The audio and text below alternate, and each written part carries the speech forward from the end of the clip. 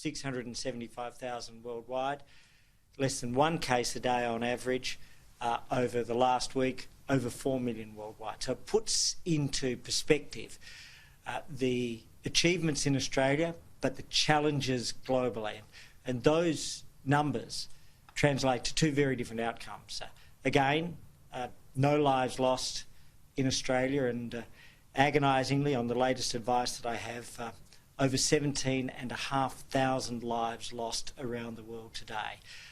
This may potentially be the greatest loss of life on any day once the final numbers have been reconciled, on the advice from the National Incident Centre, that we have faced since the commencement of the COVID-19 pandemic. And so, sadly, whilst we continue to achieve deeply important human protections in Australia, abroad, internationally, we are seeing the disease leave the most tragic of human outcomes. To put it into perspective, the loss of life today is equivalent to more than the population of Yanchep in Western Australia, or Port Lincoln in South Australia, to Bairnsdale here in Victoria, or Warwick in Queensland, or Kempsey in New South Wales, or Ulverston in Tasmania. Those figures remind us just of the extent and scope of this pandemic globally.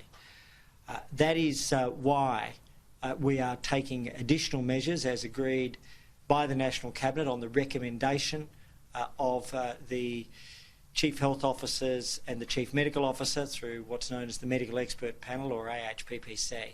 And those measures will commence tomorrow. I have signed the Biosecurity Act orders today to ensure that as of the 22nd of January, PCR tests will be required within the 72 hours prior to departure for international travellers, that masks will be required on international flights.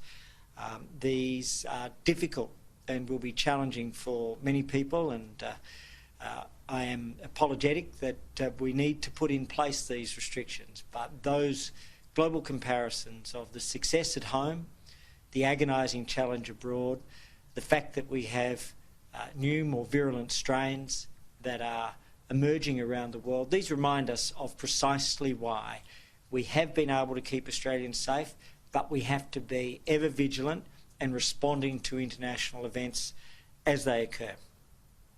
At the same time, we're continuing our planning and preparation for the vaccine rollout. In particular, of course, we have been able to secure additional workforce for that vaccine rollout.